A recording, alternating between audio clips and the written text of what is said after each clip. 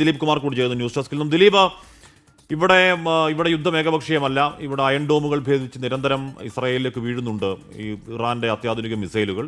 അവിടെ വലിയ പരിക്കുകൾ. ഇപ്പോൾ ഇന്നലത്തെ ആക്രമണത്തിൽ മാത്രം 270 പേർക്ക് പരിക്കുണ്ടെന്നും പലരുടെയും നില ഗുരുതരമാണ് എന്ന് ഇസ്രായേലിന് അറിയാൻ കഴിയുന്നുണ്ട്. അപ്പോൾ ദിലീപ് കുമാർ, അവിടെ ഈ പറയുന്ന ഫർദോവ എന്ന് പറയുന്ന ആണവ നിലയം ലക്ഷ്യം വെക്കുന്നു ഇസ്രായേൽ. ഖമനയെ കൊല്ലും എന്ന് പറയുന്നു ഇസ്രായേൽ. ഏതെങ്കിലും തരത്തിൽ നമ്മളെപ്പോലുള്ള സമാധാന പ്രേമികൾക്ക് പ്രതീക്ഷ നൽകുന്ന ഒന്നും സംഭവിക്കുന്നില്ല വശ്യമേഷി. ദിലീപ്,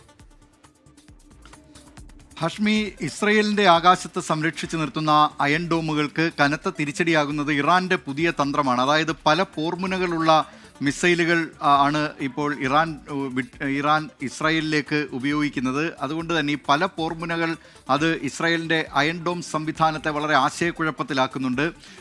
അതാണ് പല മിസൈലുകളും ഇസ്രായേലിൽ പതിക്കുന്നതിനും ഇടയാക്കിയിട്ടുള്ളത്. ഇന്നലെ തന്നെ 10ഓളം മിസൈലുകൾ ഈ ഇസ്രായേലിൻ്റെ അയൺ ഡോമുകളെ ഭേദിച്ചുകൊണ്ട് ഇറാൻ ഇസ്രായേൽ തലസ്ഥാനമായ ടെല്ലവീവിലടക്കം അത്തരത്തിലുള്ള മിസൈലാക്രമണങ്ങൾ നടത്തിയിട്ടുണ്ട്. മറ്റൊന്ന്, ലോകത്തിൻ്റെ കണ്ണും കാതും ഇപ്പോൾ രണ്ട് പ്രധാനപ്പെട്ട യോഗങ്ങളിലേക്കാണ്. ഒന്ന്, ഇന്ന് യൂറോപ്യൻ യൂണിയൻ മുൻകൈയെടുത്ത് നടത്തുന്ന യൂറോപ്യൻ രാജ്യങ്ങളുടെ പ്രധാനപ്പെട്ട വിദേശകാര്യ മന്ത്രിമാരുടെ സമ്മേളനമാണ്.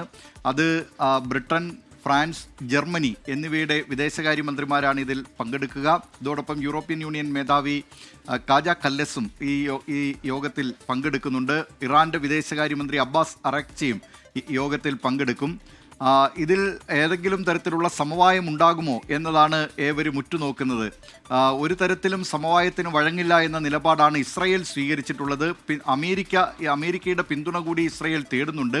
അമേരിക്കൻ പ്രസിഡന്റ് ഡൊണാൾഡ് ട്രംപ് ആകട്ടെ 2 ആഴ്ച സാവകാശമാണ് ഇക്കാര്യത്തിൽ ആവശ്യപ്പെട്ടിരിക്കുന്നത്. 2 ആഴ്ച സാവകാശം എന്ന് തന്നെ പറയാൻ കഴിയില്ല. കാരണം വളരെ വേഗത്തിൽ പോകുന്നതാണ് സമയം. ഇസ്രായേലിൻ്റെ ആക്രമണം അവർ ഇറാനെതിരെ കടുപ്പിക്കുകയും ചെയ്യുന്നു. ഇസ്രായേൽ ആകട്ടെ ശക്തമായ പ്രതിരോധം തീർക്കുകയും ചെയ്യുന്നുണ്ട്. അതുകൊണ്ട് തന്നെ സമാധാനത്തിൻ്റെ വഴികൾ ഇത്രത്തോളം കൂടുതൽ നീണ്ടുപോകുന്നത് ഒട്ടും ശരിയായ കാര്യമല്ല. അത്തരമൊരു സാഹചര്യത്തിലാണ് ഇങ്ങനെ പ്രധാനപ്പെട്ട ചില ലോകരാജ്യങ്ങൾ സമാധാനത്തിൻ്റെ ഏതെങ്കിലും വഴി തുറക്കുമോ എന്നറിയുന്നതിന് വേണ്ടിയുള്ള ചർച്ചകളൊക്കെ നടക്കുന്നത്. അങ്ങനെ യൂറോപ്യൻ യൂണിയനുമായി ജനീവയിൽ, യൂറോപ്പിലെ പ്രധാനപ്പെട്ട വിദേശകാര്യ മന്ത്രിമാരുമായി സ്വിറ്റ്സർലൻഡിലെ ജനീവയിലാണ് ഈ ചർച്ച നടക്കുന്നത്. അത് ഇന്നാണ് ആ ചർച്ച. മറ്റൊന്ന്, നാളെ തുർക്കിയുടെ ഇസ്താംബുളിൽ നടക്കുന്ന OIC രാജ്യങ്ങളുടെ, ഇസ്ലാമിക രാജ്യങ്ങളുടെ യോഗമാണ്. അതും വളരെ പ്രധാനപ്പെട്ട കാര്യമാണ്. ഏതായാലും ഈ 2 യോഗങ്ങളുടെ തീരുമാനങ്ങൾ എന്താകും എന്നറിയാനാണ് ലോകം ഇപ്പോൾ പ്രധാനമായും ഉറ്റുനോക്കുന്നത്. അതിനിടെ ഇന്നലെ ഏതാണ്ട് 1 മണിക്കൂറോളം ഇറാന്റെ പക്ഷത്തുള്ള റഷ്യൻ പ്രസിഡന്റ് വ്ളാഡിമിർ പുടിനും ചൈനീസ് പ്രസിഡന്റ് ഷീ ജിൻപിങ്ങും ഫോണിൽ സംസാരിച്ച് സ്ഥിതിഗതികൾ വിലയിരുത്തുകയും ചെയ്തു. ഹാഷ്മി, പ്രവിത.